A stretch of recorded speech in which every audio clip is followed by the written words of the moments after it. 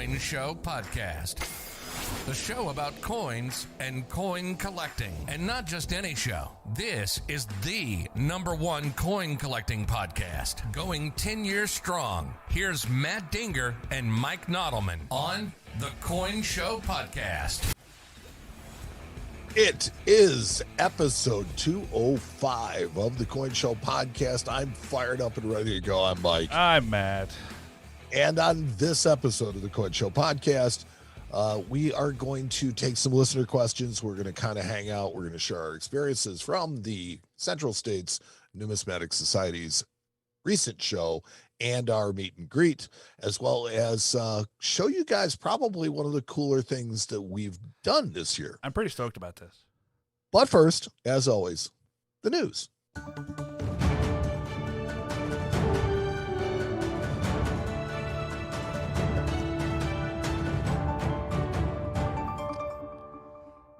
Who is it? The news is brought to us by Safety Shoes, protecting toes from falling objects for decades without a whiff of a thank you. Welcome, everybody. This passive-aggressive message was brought to you by Safety Shoes. Safety Shoes. I like that. I'm not sure I like their messaging. I think you need to get some of those at the office. Just saying. I know somebody who needs some. Yep. So Tennessee has ended sales tax on gold and silver. Well, and all I can say is it's about time. That was nice of them. Yeah, they are now the 42nd state in the United States to not have sales tax from gold and silver. Yeah, well, I mean, it is a great thing for the states that it happens to, because I'll tell you what, it was a bear. We had it, then we got rid of it, and luckily we still don't have it. But when we did have it, it just felt like we were competing against the whole world, because, you know, they could order it online and didn't have to pay sales tax. They could order it from neighboring states to ours and didn't have to pay sales tax. But if they bought it in my office, I had to charge them 7% sales tax. Well, that was the loophole for years, was that, you know, if you ordered it from out of state, right, it exempted you from sales tax, and that was just kind of the easy way out. So, but when the world went internet, then they started collecting a lot more sales tax across borders anyway, which complicated things. As far as the Tennessee law, I'm not sure if this is just gold and silver. So if it's not platinum, if it's not palladium or other precious metals, and if this also does not remove sales taxes from like coin sales. Okay, well, what the story says is both houses of Tennessee legislature yesterday overwhelmingly passed bills that would make the volunteer state the 42nd state in the United States to remove sales tax from constitutional sound money. Gold and silver. I.e. gold and silver. So there you go. Yeah. Right. And that's why I'm saying it's like, it's not really clear as to whether or not this extends to other precious metals like platinum or, well, you know, I mean, or if it extends to coins, because it's not numismatic. Well, yeah, it's constitutional sound money. So that's a different story. Hey, it's got to be better than what they had before. I'll tell you what. Any tax break as far as, you know, buying stuff is good. And when you get into gold and silver, now you can actually kind of put hedge and things like that, and you don't have to pay sales tax on it, which who wants to do that anyway? Not anybody that I've ever met. Right. Said nobody ever. Speaking of which, gold has reached a 3-month low, ending this past week at $18.12.20 an ounce. Yeah. This was, you know, look, that's bad. It's over 1%. It's been rough. $30, I think, in total. It's been rough, and it's, you know, hopefully they can stabilize. I like these higher gold prices, especially for business. But you know, what goes up must come down. It's just part of the game we play. Silver got hurt too. Silver's down to under 21. So, you know what? I'm becoming a real pessimist about silver. I really don't even think that it's a market. But well, we can have a conversation about this real quick, actually, and I'm going to bring us back here because I was thinking about this the other day. Okay. So spot price of silver, right, is silver, and it is what silver trades for, basically on paper. Mhm. And with enough money, an individual or a corporation or a bank can affect the price of physical silver without owning any physical silver. Correct. That doesn't seem right to me. Well, the biggest example of it that made it just black and white to me was at the beginning of the pandemic, because what happened was the gold market started going down, or started going way up. It started going way, way up. And at the end of the day, at the margin call, they had to make their margin call. Yep. And so they tanked the silver market with selling short silver in order to make the money back so that they could make their margin call. And that to me was almost like a crime. That tells me that you're really not talking about the price of silver. No. They drove the price of silver all the way down to $12 an ounce. Yep. And I watched how the people that deal in physical silver react to this. What did we do? Well, we immediately raised the premium pretty much the exact same amount that the price of silver went down, and it makes us look like we're gouging people. Yeah. Yeah. Oh, I just was thinking, I was having a conversation with a customer the other day, and we got to talking about that, and I just was thinking, that doesn't seem right. It's almost, there almost needs to be two spot prices. A spot price for the paper commodity and a spot price for the actual physical commodity. Or maybe price for future delivery and a price for immediate delivery. Maybe. Yeah, that's not a bad idea. I think that's where a lot of the premiums are based anyway. Yeah, that's true. That's a good point. It's not a bad idea. Anyways, that was fun. Let's go back on to the stories. I'm sorry. I got off track a little bit there. I'll return to your regularly scheduled news. Yeah. Already in progress. All right, let's see. Jeff Garrett posted a really nice article in Coin Week about the ANA. Good. And summer seminar. For the first time in 3 years, the ANA is hosting their annual summer seminar. So it is back. It is probably the best numismatic experience that you can have. Yep. I'm going to be there this year. I was just going to say, and the best part is Mike's going to be there. If that's the best part. Justin Irvin is going to be there for both sessions. Nice. And we're going to get our learn on. It's going to be a good time. Well, not only I've heard from people that have gone that not only do you get your learn on, but you get to network with all sorts of cool people from all over the country. And that's half the fun, is just hanging out with other fellow coin nerds.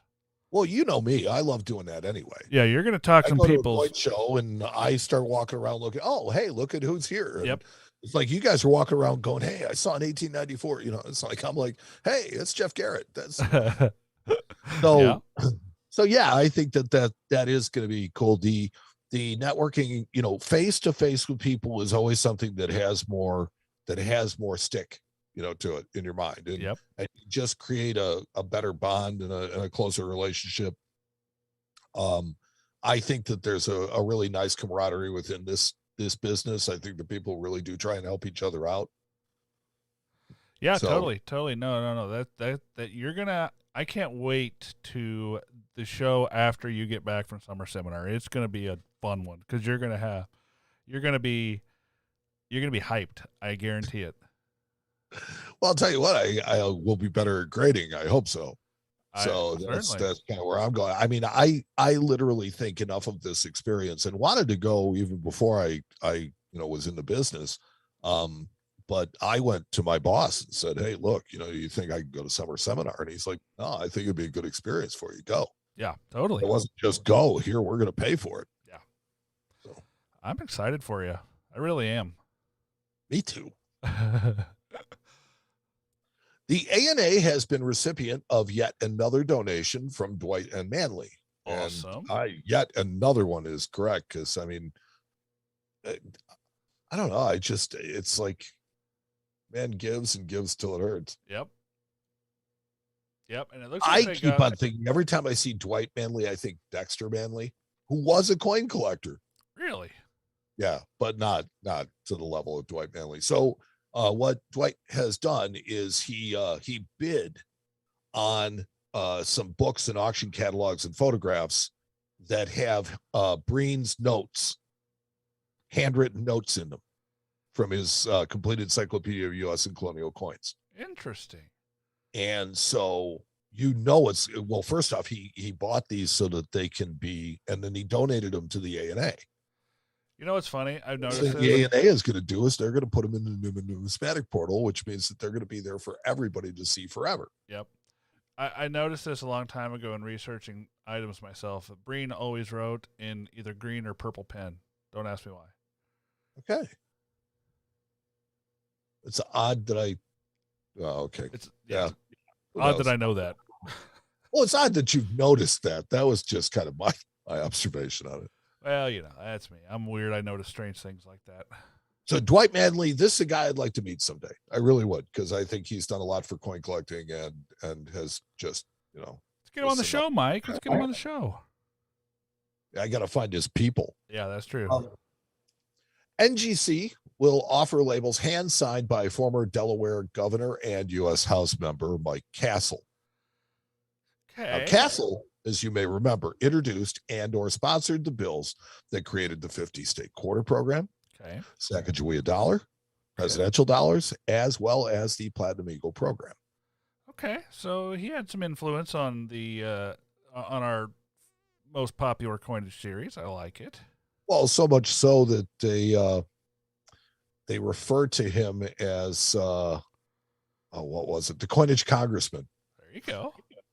So he did introduce a lot of legislation, and I think if anybody, should be honored, it is definitely him. He has had almost as big an impact on our coinage as Teddy Roosevelt. Wow.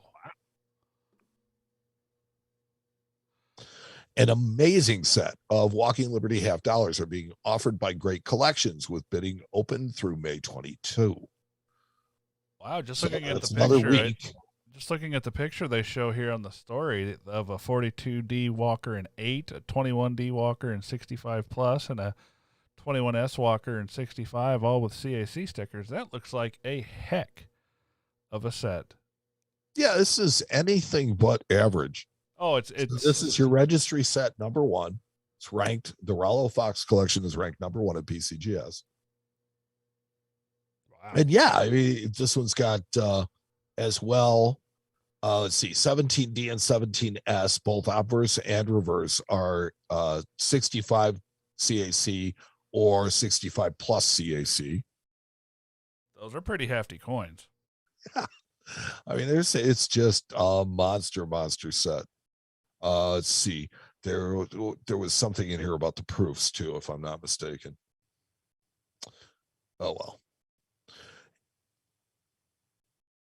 Let's see. So, and this following on the heels of the Central States Numismatic Society U.S. currency signature auction that was hosted by Heritage Auctions.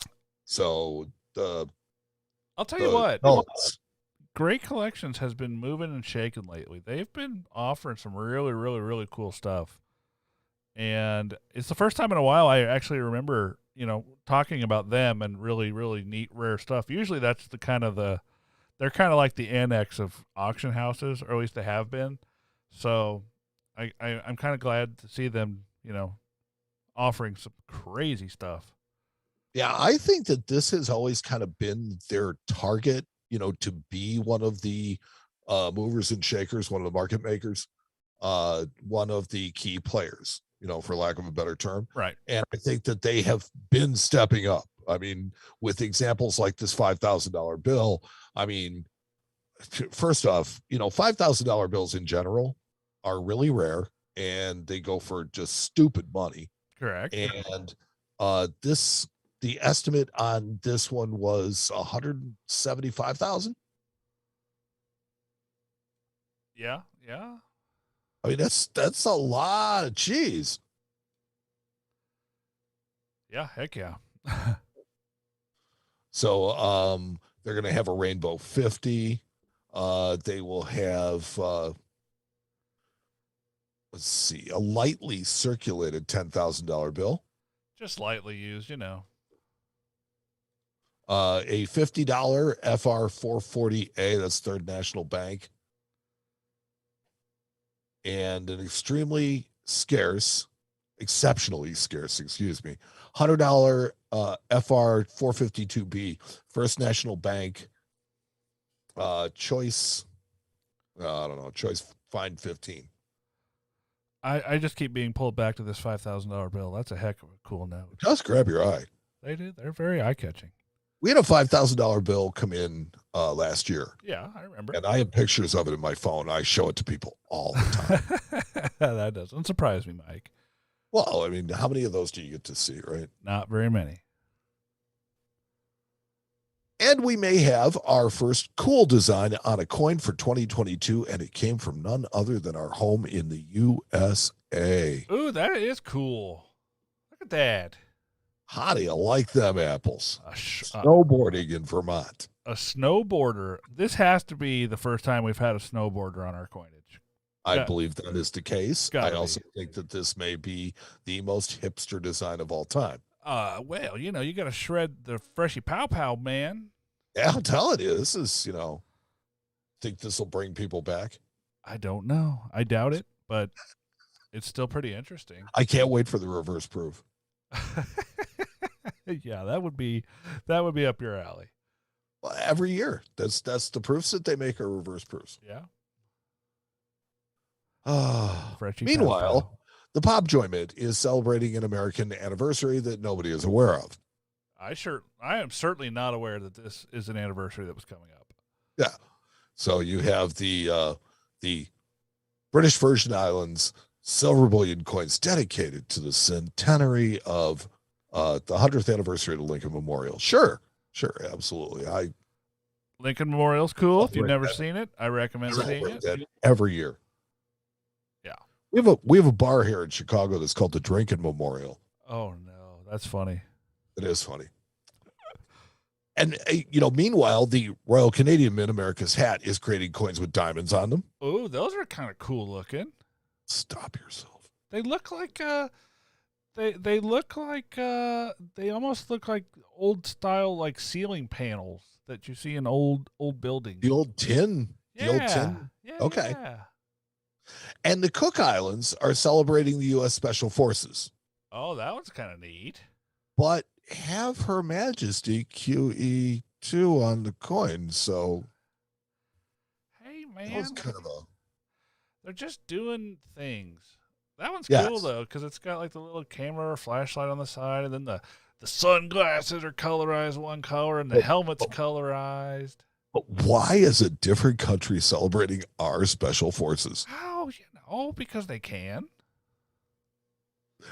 And speaking of Her Majesty, many celebrations this year of her Platinum Jubilee, or 70th anniversary of her accession to the throne. So you've got the Australian commemorative dollar coin. And I think we see a new portrait. Let's see. Yeah, it's So this is the Commonwealth portrait. So it shows her with the crown, rather than a diadem, or as in the Canadian coins, she has no adornment on her head. The portrait has not changed on the Canadian version of the Platinum Jubilee coin, but there are 3 faces to choose from on the coin itself. What? What does that even mean? Well, look, if you look at the reverse, the obverse of the coin, there's Her Majesty. Correct. And then look at the reverse of the coin, and it has Her Majesty and Her Majesty. Are we looking at the same coin? Oh, you went on to Canada without me. I see. I'm sorry. No, you're fine. Like I said, I'm a little slow today.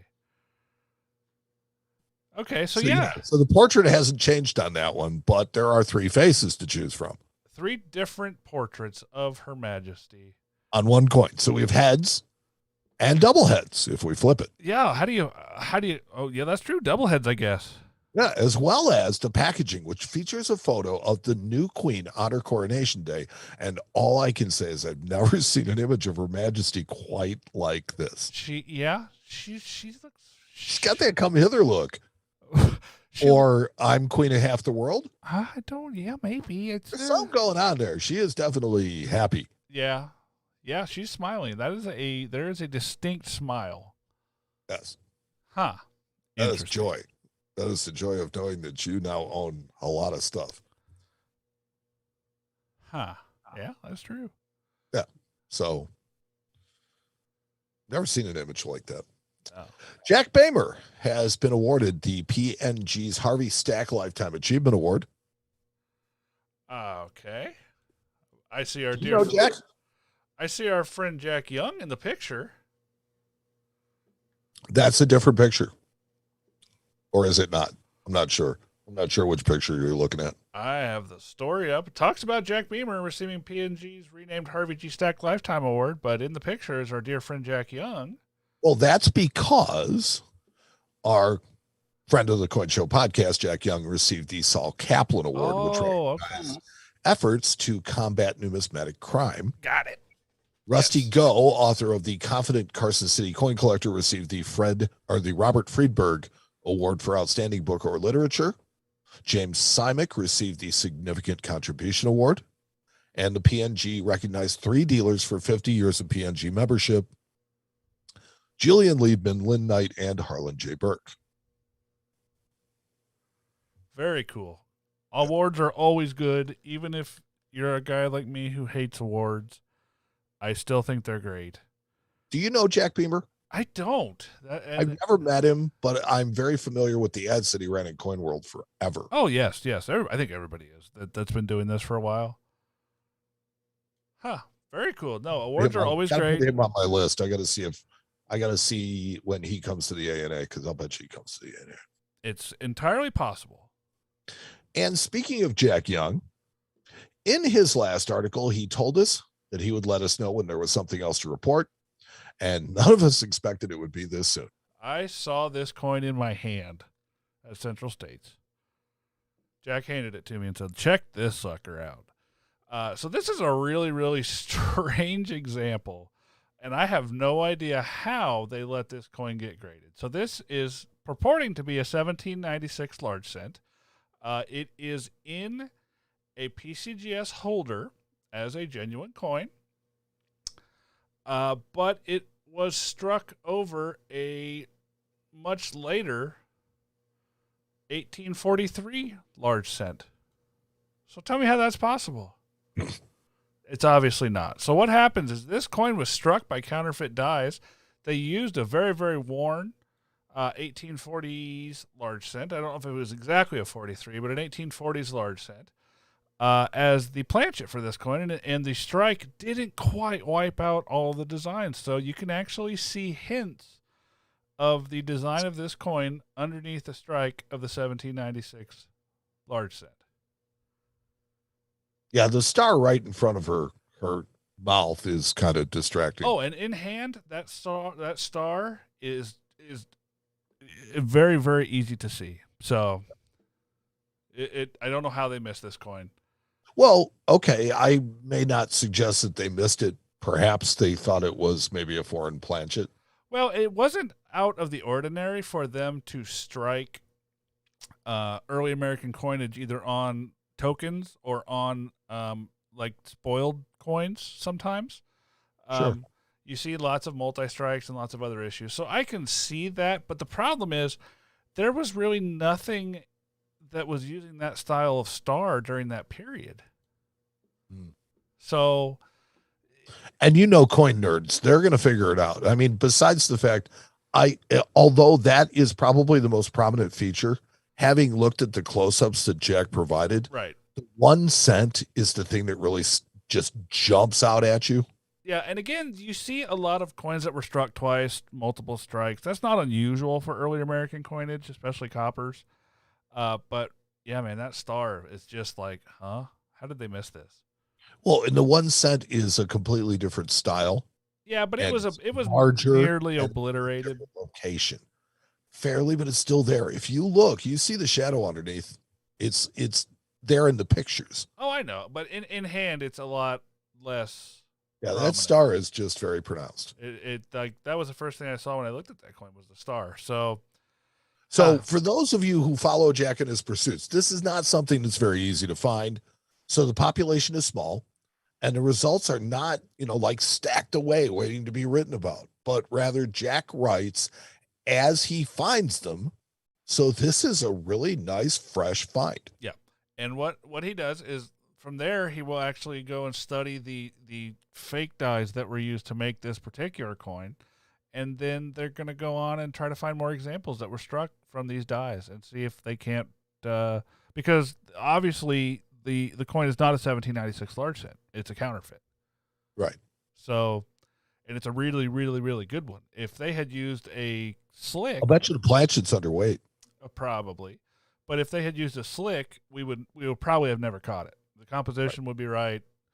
But the fact that there are just some design elements poking through is what gave this coin away. Because other than that, I mean, you would think that, it would have been smarter of them to use a slick, old, large set, not one that was, know. Because other than those, if they didn't have those kind of dead giveaways as to what it was, this coin would fool darn near everybody because I believe it matches up to a known die pair fairly well.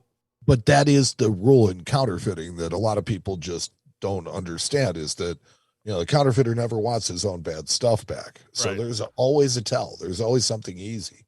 Well, not necessarily easy. Maybe easy for them to tell, but. Well, if you know what you're looking for, it's generally a pretty easy tell. You can tell at distance. Right. So. Oh, look, we got Taffy out there. All right. The Welshman is here. Awesome. So finally in the news, Coin Week wrote an interesting article this week on 1921 and how it became a year of key and semi-key date coins. And, this is a subject that I've talked about many times and something I'm sure that, you've heard me talk about ad nauseum. 21 was a really cool. Pardon me? I said a time or two. I've heard it. Yeah, I mean, 21 is just that year where it followed a recession. It followed a big pandemic. And, because of that, there just wasn't a need for a lot of coinage. And so they just didn't make it. And if you look at many years throughout the 20s, there's years that they just didn't make certain coins. They didn't make nickels this year. They didn't make halves this year. And that's a pretty common thing. Yep, that's right. But what I think the article's interesting, but I think it draws a parallel, or you should look at the parallel to 2020. Yeah, because definitely. I think that is going to be the 21st century's key date. It's entirely possible. I mean, obviously modern minting, they make a heck of a lot more coins but yeah, I mean, I can see that there was a heck of a lot going on in 2020, and because the world was kind of just hunkering down and not doing business, I can see that might be the case. There were a lot of people that let things like subscriptions to the mint and stuff like that, go because they either didn't think about it, they were focused in other directions, stuff like that. But the fact of the matter is that, okay, if you look at, try to get 2020 proof sets. Yep. 2020 silver proof sets, yep. 2020 mid sets. They are all like 3 times issue right now. Yep. That's stupid. Yeah, you're not wrong. I don't disagree with you. But we'll see. In 10 or 15 years, we'll know much more than we do right now. Yeah. What I felt was interesting was typically, when something is scarce, you can still find it at a price. Yes. I was trying to find some 2020 proof sets, and I couldn't even find them at any price. Yeah, that makes sense. I mean, I can see how that makes sense. Yeah. And that's the news.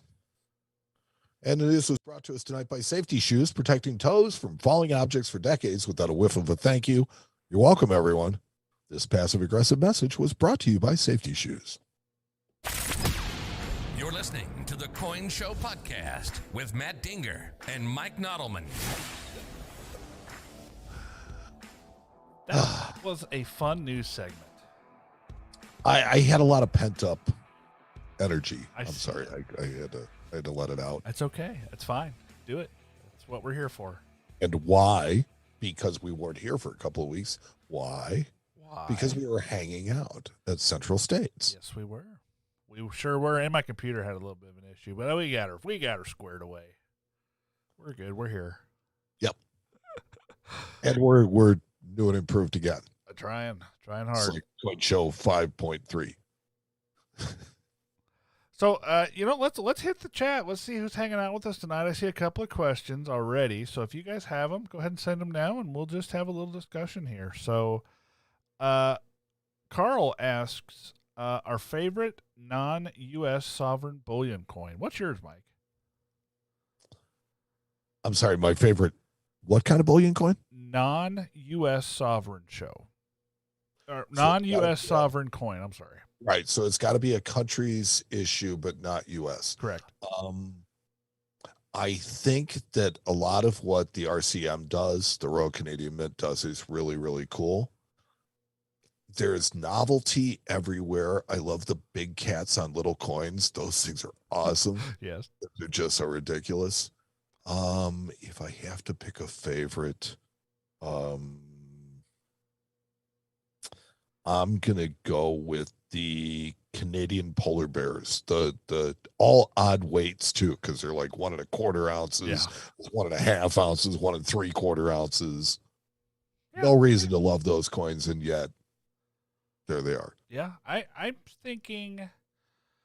I'm trying to decide between either. I think mine is probably the Britannias, just because they're so neat looking. They have Britannia, like advancing to the right and flowing garb, and it's interesting. And now they have those radial lines that really do make the design pop. It does. Yeah, I think the Britannias are pretty cool. They would have to be my favorite. It's a cool flag. Oh, sure. Yeah. Yeah, heck yeah. Let's see. Joe Bohannon asks, is that snowboarder coin Frosty? We got us a comedian. Yeah, where's a rim shot when we need it? Do I have one? Do I have a rim shot? No, I do. There you go. Yeah. So, no, but the proof coin will be. I got more. I got plenty of these if you want to keep. Yeah, I'll be here all week. Try the veal. Let's see. J.R. Preston said, hey, Matt, you mentioned you've gone to Pittsburgh before for shows. Have you ever been to the Pan show in Pittsburgh in the past? Actually, I have not. I hear, however, it is a good show, and it's getting better from dealers that I do know that go to this show. I may very well check it out, not this year, but maybe next year. It's only for me, it's about a 6-hour drive, so it's kind of on the outer edge of what I like to drive to. But it's, Pittsburgh, the place that they're having, it's a great convention center. I have been there before. But yeah, Pan Show. If you guys are in that area, check it out. It's just outside of Pittsburgh in Monroeville. It's coming up here pretty soon, I think. Have never been to Pittsburgh. I hear it's a wonderful city. It is nice. I like it. And it's in western Pennsylvania, which in my world is the better part of Pennsylvania. That's not, any slap. It's just all the mountains that you got to go through in Pennsylvania to get anywhere. Yeah. He says it's this coming week. So if you guys are, out in that area, it's coming up this week. The Pan Show in Pittsburgh. Check it out. And Carl said his favorite coin was the Maple Leaf as well. So you and Carl are on the same wavelength, Mike. Oh, it's okay, because Justin Irvin says he likes Britannia coins. Oh, good. Well, see, me and Justin are on the same wavelength. I like it. Yeah. Now, if you ask Barry Swan, I will be willing to bet you that he comes up with Rule Britannia. A what? Rule Britannia. Oh, all I heard was Rule Britannia. It's because I'm blah, blah, blah, blah. I was like, what in tarnations? It's like you talk for 30 minutes straight. No, you're fine. But what the heck is a Rurpeltania? That's a Rurpeltania. Now, you see, what you have to do is you have to isolate that as a sound and play it back every once in a while. Just every once in a while, you'll hear Rurpeltania. Oh, that was good. Yeah, so, it looks like that is about it for the chat tonight. These guys are hanging out and just kind of paying attention. You know what, Mike? Let's talk about what we did for the last 2 weeks ago now. You want to? I do. What was your favorite part of the Central State Show? If you guys don't know, Mike and I attended the Central State Show. I had a table. Mike was there for a whole day on Thursday. We had almost all of our staff, minus Ernesto, was there hanging out. And we had a blast. So, Mike, what was your favorite part of the show? I know you got time to walk around and check stuff out. Did you want Without question, my favorite part was the meet and greet. Yeah, sure. But that's not technically part of the show. So that's an adjunct, as my buddy Nutsky would like to say. So, and my favorite part of the show itself was all the different booths. I mean, there was a big show. This was bigger than the typical Central States show.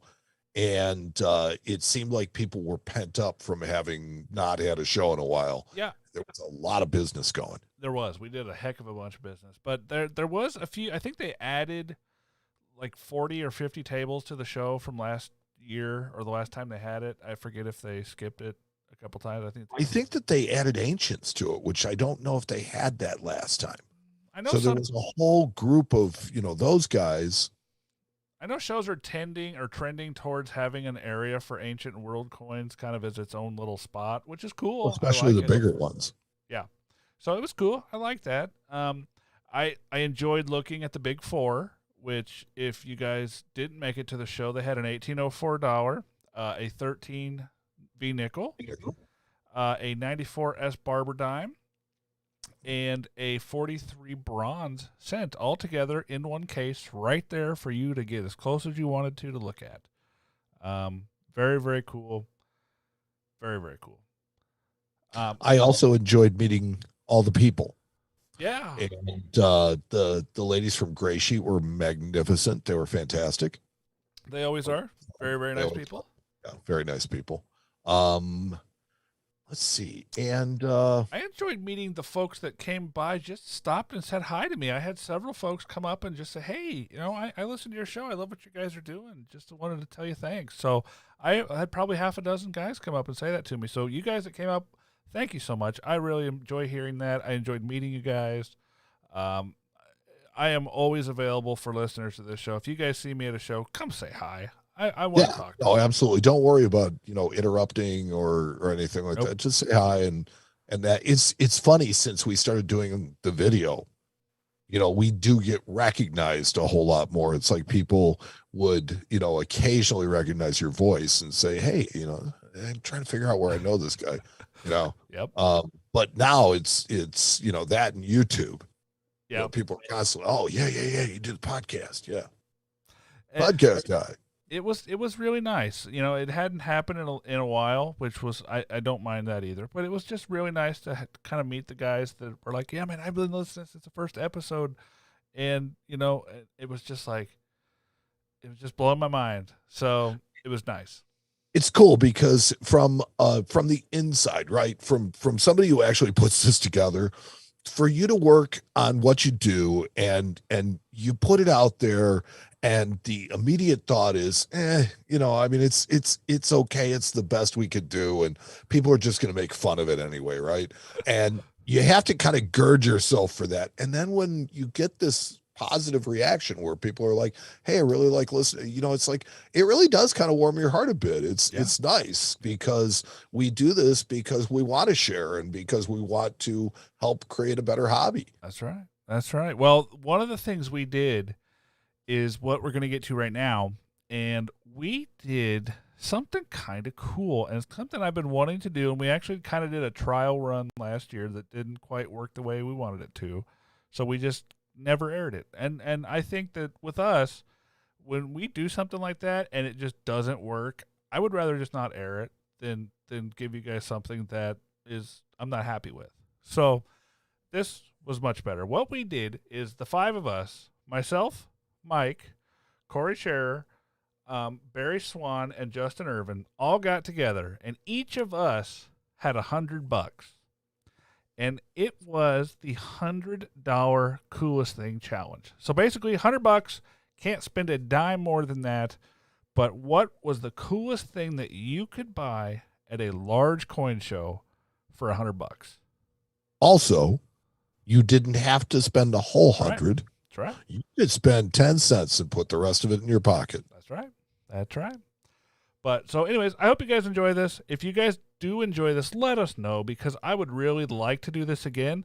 I would also like to do this, maybe like to get some of the listeners involved with this and do this at a show, like let's get together and do some stuff like this. So let's take a look at this video. We'd really like to know how you guys would like to participate in this. Yeah, I love it. I love it. So anyways, we hope you guys like this. This is our $100 Coolest Thing Challenge. Here we go.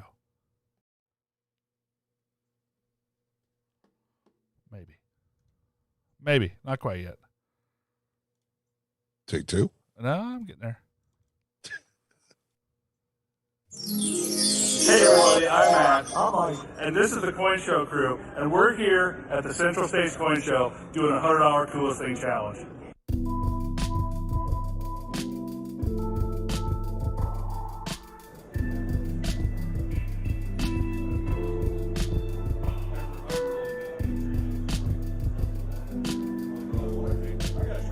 Hey everybody, it's Mike from the Coin Show podcast. My challenge coin is this GSA soft pack dollar.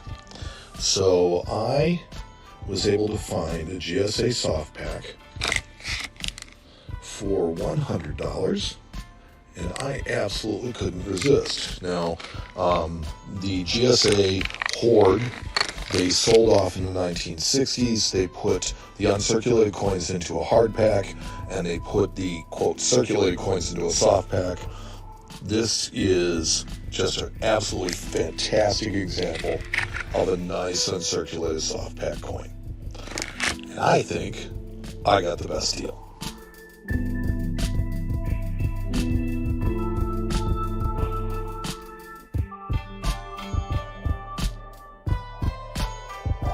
Hi guys, I was able to find my coolest thing here at the Central States show.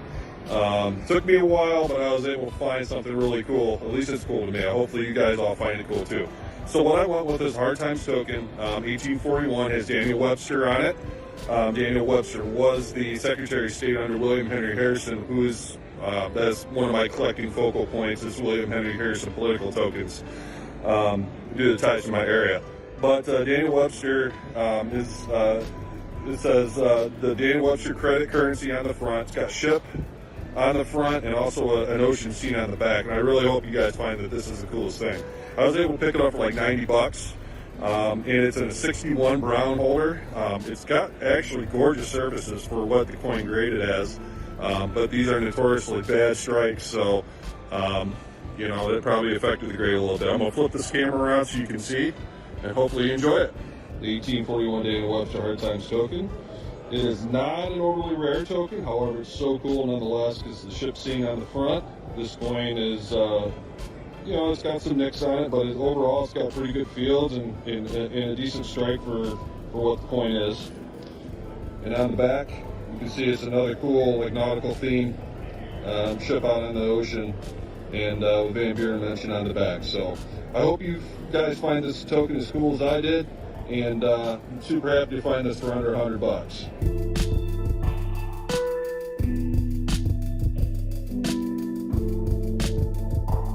Hey guys, Matt here from the Coin Show. This is my coin for the $100 challenge, but I didn't spend $100. I only spent $20. So check this thing out, guys. This is a cut farthing from William I, also known as William the Conqueror. If you've ever seen the Bayeux Tapestry, William the Conqueror, that's the one. So basically this was a penny, silver penny, that somebody during the time period cut to be used as small change. I thought this was super cool. Hopefully it's the coolest thing.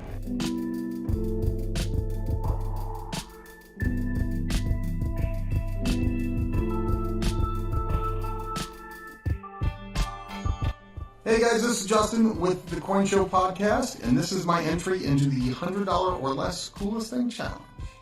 My entry is 3 different allied military currency payment certificates issued by the United States for Germany during World War II. They used these payment certificates in lieu of regular cash because they could cancel these out and they were worthless for the enemy. But what's special about these is that they are replacements. And the way you tell a replacement from a normal one is this little dash right here. The little dash indicates that it is a replacement. This is a 10 mark, a 20 mark, and a 100 mark note.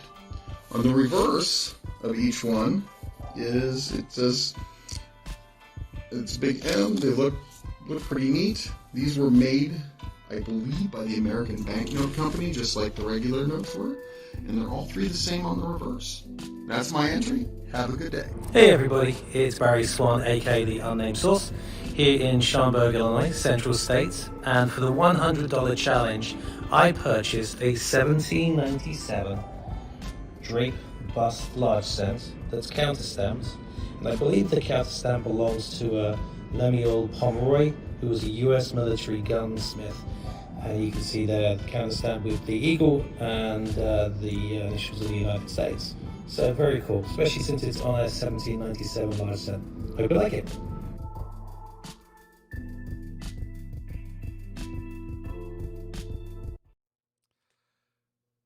That was pretty cool. I had a great time doing that. But you guys need to let us know whose item was the coolest, because somebody's going to win and get bragging rights. And it's me, but don't tell the other guys, okay? Just saying. I might take issue with that. I think that maybe the coolest per dollar, but not the coolest dollar. Oh, I don't know. That gunsmith piece is pretty darn neat. Yeah. Just saying. Yeah. Look, that was sending us in whatever direction the wind blew us. And you look at what came back. That was really interesting. And truthfully, and to tell you how varied this was, that during the ANA, I actually bought an ancient coin. Yep, that's right. So I mean, it was, it was whatever direction the wind blows us. And but if you guys like this, we'll do it again. We'll do it. Yeah. We'll involve you guys. We'll get you guys in on this. Yeah, it'll be fun. Turn you guys loose on the floor with $100. We'll get a poll put up on Friends of the Coin Show on Facebook. If you guys haven't joined, you should join now. Just go to Facebook and search Friends of the Coin Show podcast. You can find our poll there. We'll get that put up probably tonight and let it run for a few days while everybody consumes the video. So, yeah, it was fun. And that was our coolest thing segment for this show. So, Mike, that's it. We're done. 205's in the bag. Boom. Another value for money for our listeners. So yeah, it's another fun show to do. So we'd like to thank our production staff. We'd like to thank the people that edit it, the people that write it, and all the people behind the scenes that really don't get enough credit. That's Corey and Justin and Ernesto and Barry. And, everybody that helps us do this, we appreciate you. And most of all, we appreciate you for listening, because without that, this would be pointless. That's right. You got anything else for Matt? No, sir. All right. We need feedback on the coolest thing segment. And we would also like feedback on what you guys thought of some of the changes that we've made recently. So, be brutal as far as that goes. If you don't like the way it sounds, if you don't like the way it looks, if you think that that I have too much stuff in my background, it's like, let us know. That's right. That's right. Well, thank you guys. Thank you. Yeah, we'll talk to you in a couple of weeks because we've got a Patreon show coming up next week, and that'll be fun. I think we might have to do something out of the ordinary for that. I don't like it when you say these things, Mike, without consulting with me first. No. Oh, boy. That's part. All right. So for the Coin Show, I'm Mike. And I'm Matt. And we'll talk to you next time on episode 206 of the Coin Show podcast. You've been listening to the Coin Show podcast with Matt Dinger and Mike Nottleman. The boys will be back soon with another informative and entertaining episode. Meanwhile, you can follow the show on social media at The Coin Show on Twitter and Instagram, and on Facebook at facebook.com/The Coin Show. You can also join their private group. Just search Facebook groups for friends of the Coin Show and request access. But if you want to take it to the next level and support the Coin Show podcast, you can go to www.patreon.com/thecoinshow. If you subscribe at the $5 a month level or higher, you'll have access to Not the Coin Show podcasts on the off weeks, as well as other surprises reserved for our patrons. Visit our website at coinshowradio.com or download our podcasts on Apple Podcasts, iHeartRadio, Spotify, or wherever you download your podcasts. This has been the Coin Show Podcast.